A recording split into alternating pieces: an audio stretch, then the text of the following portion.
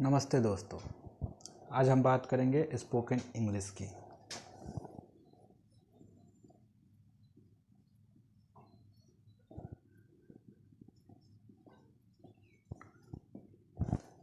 आज हम बात करेंगे स्पोकन इंग्लिश की, जिसमें हम बात करेंगे ABCD से लेकर के धीरे धीरे आगे बढ़ते जाएंगे। और इसमें आज पहली क्लास है, तो आप लोगों से उम्मीद है कि आप लोगों को ये फ्रूटफुल साबित होगा। तो आज हम पहले बात करते हैं शुरू से, 0 से शुरू करेंगे और आगे बढ़ते जाएंगे। आगे के लेक्चर में आगे धीरे धीरे आगे बढ़ते जाएंगे। तो पहले हम बात करेंगे कि हाँ क्या होता है, तो लेटर्स की बात करेंगे। सबसे पहले बेसिक्स हम बात कर रहे हैं इंग्लिश में। जैसे कि बहुत से लोगों को इंग्लिश आती होगी, जो हम इस लेक्चर में बात करेंगे उसमें मुझे पता है कि आप लोग बहुत नॉलेज वाले हैं। आप लोगों को ABCD सबको, बच्चे बूढ़े सबको, जवान को, सबको इंग्लिश आती होगी, सबको अल्फ़ाबेट्स आते होंगे। लेकिन मैं एक शुरुआत कर रहा हूं, तो ज़रूरी है कि मैं 0 से शुरू करूं, मैं बीच से शुरू ना करूं। इसलिए मुझे लगता है कि मैं पहले बेसिक्स बता दूं कि कहां से इंग्लिश की शुरुआत होती है। तो इसमें हम सबसे पहले बात करेंगे लेटर्स की। तो लेटर्स कितने होते हैं ये हमको पता है, और किसको कहते हैं तो ये आप सबको पता होगा कि अल्फ़ाबेट्स को। और अल्फ़ाबेट्स कितने होते हैं तो आपको पता होगा कि अल्फ़ाबेट्स 26 होते हैं। जब अल्फ़ाबेट्स 26 होते हैं तो अल्फ़ाबेट्स में 2 पार्ट होते हैं। अल्फ़ाबेट्स में 2 भाग हो जाते हैं, और इसमें पहले पार्ट्स को क्या कहते हैं? पहले पार्ट्स को कॉन्सोनेंट्स कहते हैं,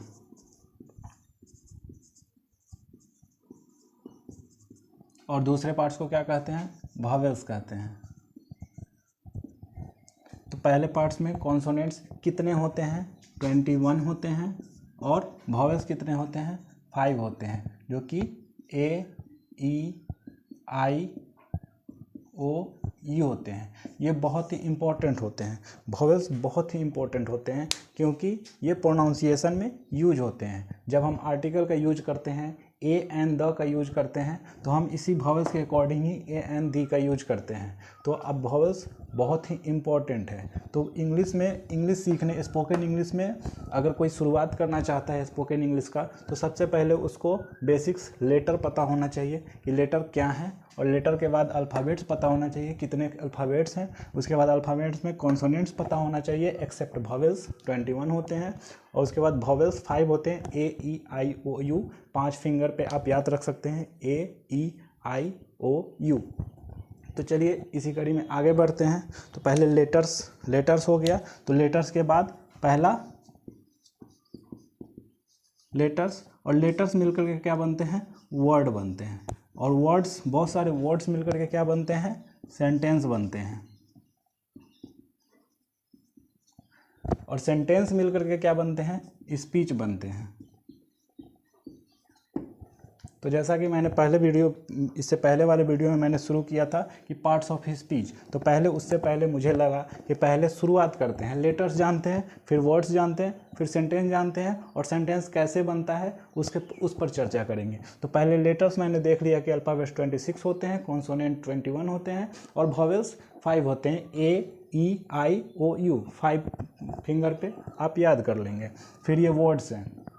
तो वर्ड्स में मान लेते हैं कि बहुत सारे लेटर्स मिलकर के वर्ड्स होता है। तो मैंने लेटर्स ले लिया W, और W लेटर से हमने क्या वर्ड्स बना दिया? मान लेते हैं कि विच बना देते हैं। विच का मतलब आप लोगों को पता होगा, वोकैबुलरी भी साथ साथ लेते चलते हैं। विच का मतलब होता है चुड़ैल, तो चुड़ैल होता है। अब ये लेटर हो गया, लेटर से बहुत सारे लेटर मिलकर के क्या बना? विच बना। विच चुड़ैल हो गया। और विच से एक सेंटेंस बनाते हैं, सी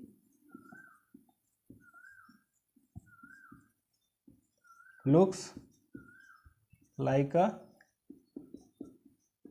विच। और विच क्राफ्ट पे हम बहुत सारे बात करेंगे, बहुत सारे डिस्कशन करेंगे अपने दोस्तों के साथ, और ऐसे ऐसे सेंटेंसेस यूज करेंगे, बहुत सारे सेंटेंस यूज करेंगे। तो कोई चीज़ डिस्कस करेंगे आपस में, तो वो क्या बन जाता है कि स्पीच तैयार हो जाता है, तो स्पीच बन जाता है। तो ऐसे सेंटेंस बनाने के लिए अब हम उसमें देखिए कि सी लुक्स लाइक अ विच। तो आपको लग रहा होगा कि इसमें सी क्या है, फिर लुक्स क्या है, लाइक्स क्या है, अ क्या है, अ कहाँ से आ गया, विच कहाँ से आ गया। तो इसके लिए हम दूसरे स्टेज पे जाते हैं, और दूसरे स्टेज पे हम सीखेंगे कि ये सी क्या है।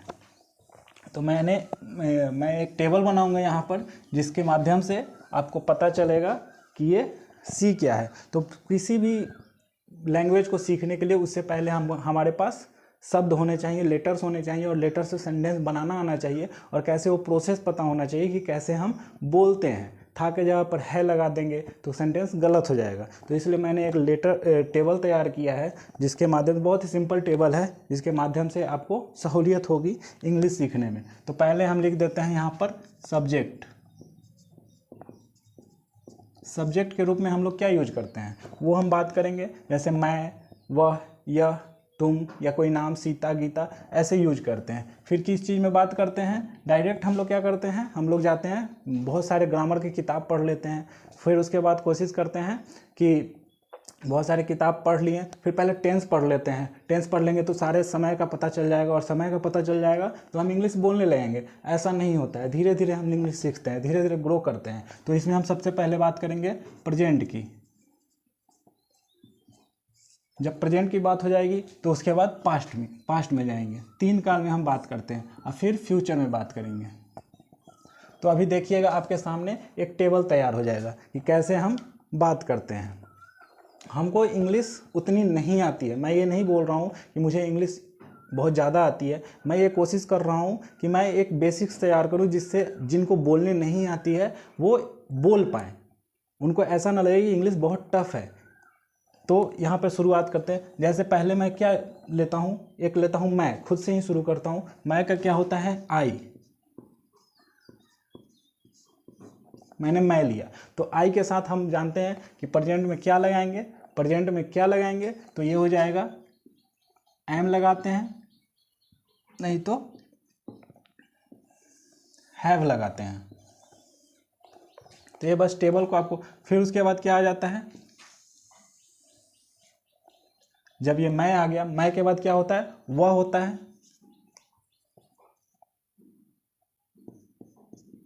ही, सी, इट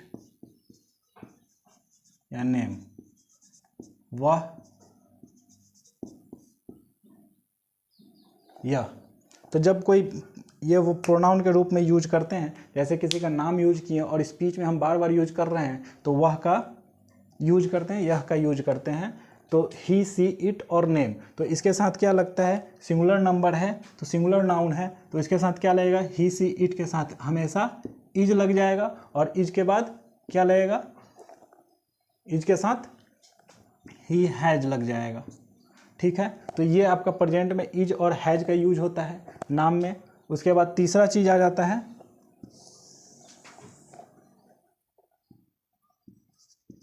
वे सब,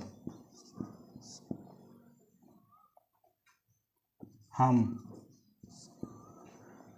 तो चलिए इसमें क्या लग जाएगा, दे लग जाएगा, सॉरी, वे सब और हम।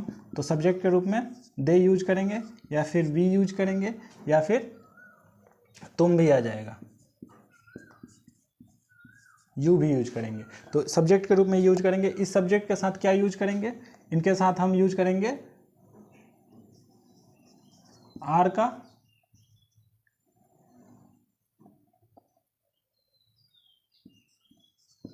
या हैव का। आर का यूज करेंगे या फिर हैव का यूज करेंगे। उसके बाद हम पास्ट की बात करेंगे। ये तो प्रेजेंट की बात हो गई। अगर उसके बाद हम फ्यूचर की बात, पास्ट की बात करते हैं, तो पास्ट में चीज़ें बदल जाती हैं। मैं के साथ क्या आ जाता है, वाज वर आ जाता है, वाज, या जब पास्ट में मैं के साथ लगाएंगे तो वाज या हैड आ जाएगा। पास्ट में जब बात करते हैं तो हैड आ जाता है। जब फिर उसी के बाद ही, सी, इट के साथ भी वाज आएगा और हैड आएगा, ही वॉज। ठीक है,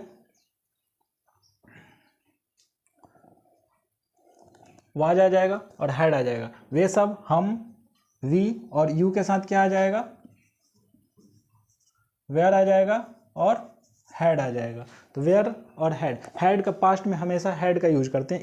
इसको भी हम आगे देखेंगे कि कहाँ पे वॉज लगेगा, कहाँ पे वर्ड लगेगा, कहाँ पे हैड लगाएंगे। फिर फ्यूचर में हम बात करते हैं, तो फ्यूचर में क्या यूज करते हैं, विल या सेल का यूज करते हैं। और सेम चीज सब में करते हैं। तो आपको पता होगा कि कब हम लोग पहले आई के साथ और वी के साथ सेल यूज करते थे, लेकिन